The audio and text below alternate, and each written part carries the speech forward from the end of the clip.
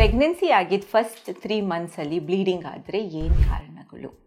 ಗರ್ಭಿಣಿ ಆದಾಗ ಎಲ್ಲರಿಗೂ ಖುಷಿ ಆಗುತ್ತೆ, ಆದರೆ ಒಂದು ಬ್ಲೀಡಿಂಗ್ ಎಪಿಸೋಡಿಂದ ಫುಲ್ಲು ಹ್ಯಾಪಿನೆಸ್ ಎಲ್ಲ ಶ್ಯಾಟರ್ ಆಗಬಹುದು.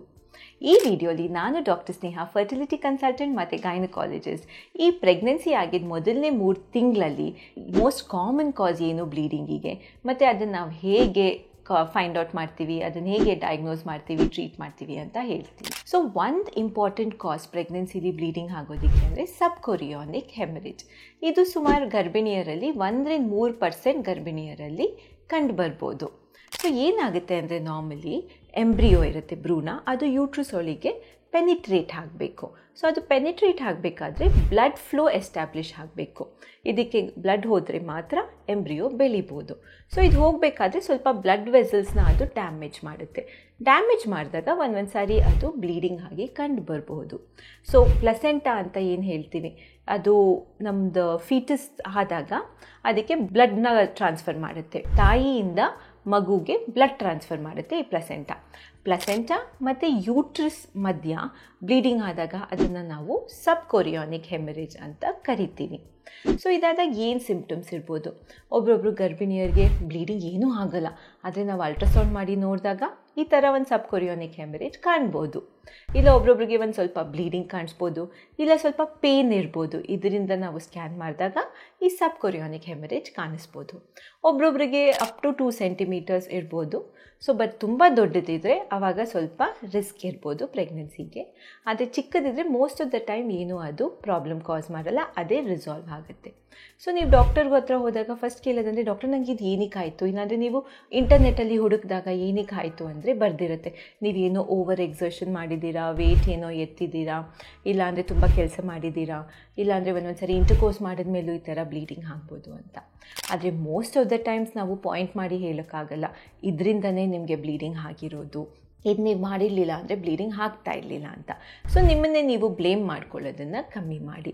ಯಾಕಂದರೆ ಎಷ್ಟೊಂದು ಸಾರಿ ಇದರಿಂದ ರೀಸನ್ ಗೊತ್ತಿರಲ್ಲ ನಮಗೆ. ಒಬ್ರೊಬ್ರು ಕಂಪ್ಲೀಟ್ಲಿ ಪ್ರೆಗ್ನೆನ್ಸಿಲಿ ಬೆಡ್ ರೆಸ್ಟಲ್ಲೂ ಇರ್ಬೋದು, ಅದು ಬ್ಲೀಡಿಂಗ್ ಆಗ್ಬೋದು. ಸೊ ಇದು ಸ್ವಲ್ಪ ಕಾಮನ್ನೇ.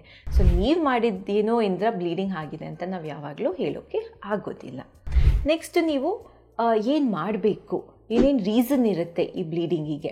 ಫಸ್ಟ್ ಆಫ್ ಆಲ್ ಒಂದೊಂದ್ಸರಿ IVF ಪ್ರೆಗ್ನೆನ್ಸೀಸಲ್ಲಿ ಈ ಸಬ್ಕೊರಿಯಾನಿಕ್ ಹೆಮರೇಜ್ ಸ್ವಲ್ಪ ಕಾಮನ್ನು. ಅಥವಾ ಏನಾದರೂ ಇನ್ಫೆಕ್ಷನ್ ಆಗಿದೆಯಾ, ಅಥವಾ ಏನಾದರೂ ತಾಯಿಲಿ ಏನಾದರೂ ಬ್ಲೀಡಿಂಗ್ ಡಿಸಾರ್ಡರ್ ಇದೆಯಾ? ಇಲ್ಲ, ಬ್ಲೀಡಿಂಗ್ ಡಿಸಾರ್ಡರ್ ಅಂದರೆ ಒಂದು ಸ್ವಲ್ಪ ಏನಾದರೂ ಬ್ಲಡ್ ಆಚೆ ಬಂದರೂ ದೊಡ್ಡದಾಗಿ ಬ್ಲೀಡಿಂಗ್ ಆಗುತ್ತಾ? ಇಲ್ಲ ಅಂದರೆ ಒಂದೊಂದು ಸಾರಿ ಏನಾದರೂ ಇಂಜುರಿ ಆಗಿದೆಯಾ, ಏನಾದರೂ ಟ್ರಾಮಾ ಆಗಿದೆಯಾ ಪ್ರೆಗ್ನೆನ್ಸಿಗೆ? ಈ ಕಾರಣದಲ್ಲಿ ಈ ಥರ ಬ್ಲೀಡಿಂಗ್ ಕಂಡು ಬರ್ಬೋದು. ಸೊ ನಾವೇನು ಹೇಳ್ತೀವಿ, ಸ್ವಲ್ಪ ರೆಸ್ಟ್ ತೊಗೊಳ್ಳಿ, ಜಾಸ್ತಿ ಭಾರ ಎತ್ತಕ್ಕೆ ಹೋಗಬೇಡಿ, ಅಥವಾ ಇಂಟರ್ಕೋರ್ಸ್ ಮಾಡೋಕ್ಕೆ ಹೋಗಬೇಡಿ. ಸ್ವಲ್ಪ ಪ್ರೊಜೆಸ್ಟ್ರಾನ್ ಹಾರ್ಮೋನ್ ಸಪ್ಲಿಮೆಂಟ್ಸ್ ಕೂಡ ಕೊಡ್ತೀವಿ. ಸೊ ಇದೆಲ್ಲ ಕೊಡೋದ್ರಿಂದ ನಿಮ್ಮ ಸಬ್ಕೊರಿಯಾನಿಕ್ ಹೆಮರೇಜ್ ರಿಸಾಲ್ವ್ ಆಗುತ್ತೆ, ಇನ್ನೊಂದು ಹೊಸ ಫಾರ್ಮ್ ಆಗೋದು ಅವಾಯ್ಡ್ ಆಗುತ್ತೆ ಅಂತ ಎವಿಡೆನ್ಸ್ ಇದೆ. ಸೊ ನೆಕ್ಸ್ಟ್ ಏನು, ಈ ಸಬ್ಕೊರಿಯಾನಿಕ್ ಹೆಮರೇಜ್ ಆದರೆ ನಿಮಗೆ ಅಬಾರ್ಷನ್ ಚಾನ್ಸಸ್ ಜಾಸ್ತಿ ಇರುತ್ತಾ, ಇಲ್ಲ ಪ್ರೀಟರ್ಮ್ ಲೇಬರ್ ಚಾನ್ಸಸ್ ಜಾಸ್ತಿ ಇರುತ್ತಾ ಅಂತ ಎಷ್ಟೊಂದು ಜನಕ್ಕೆ ಟೆನ್ಷನ್ ಇರುತ್ತೆ. ಆದರೆ ಎಷ್ಟೊಂದು ಸ್ಟಡೀಸ್ ಆಗಿದೆ, ಇದೆಲ್ಲ ಪ್ರೂವ್ ಮಾಡೋದು ಏನಂದರೆ ಸಬ್ಕೊರಿಯಾನಿಕ್ ಹೆಮರೇಜ್ ಇದ್ದರೆ ನಿಮ್ದು ಅಬಾರ್ಷನ್ ಚಾನ್ಸಸ್ ಆಗಲಿ, ಇಲ್ಲ ಪ್ರೀಟರ್ಮ್ ಲೇಬರ್ ಚಾನ್ಸಸ್ ಆಗಲಿ ಏನೂ ಜಾಸ್ತಿ ಆಗೋಲ್ಲ. ಆದರೆ ಎವ್ರಿ ಟೈಮ್ ಬ್ಲೀಡಿಂಗು ಪೇನು ಆದಾಗ ನೀವು ಸಬ್ಕೊರಿಯಾನಿಕ್ ಹೆಮರೇಜ್ ಇರ್ಬೋದು, ಚಿಕ್ಕದಿರ್ಬೋದು ಅಂತ ಇಗ್ನೋರ್ ಮಾಡಬೇಡಿ. ನಿಮ್ಮ ಡಾಕ್ಟರ್ನ ಕನ್ಸಲ್ಟ್ ಮಾಡಿ.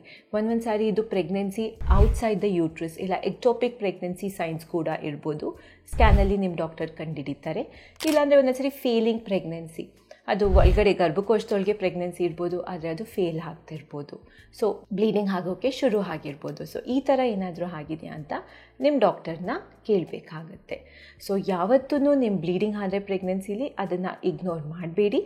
ಸೊ ಆದ್ರೂ ಬ್ಲೀಡಿಂಗ್ ಒಂದೊಂದು ಸರಿ ಸಬ್ಕೊರಿಯಾನಿಕ್ ಹೆಮರೇಜ್ ಇರ್ಬೋದು. ಇದರಿಂದ ಯೂಶಲಿ ಪ್ರೋಗ್ನೋಸಿಸ್ ಮುಂದೆ ಏನು ಆಗುತ್ತೋ ಪ್ರೆಗ್ನೆನ್ಸಿಲಿ ಜಾಸ್ತಿ ಅಫೆಕ್ಟ್ ಆಗೋದಿಲ್ಲ.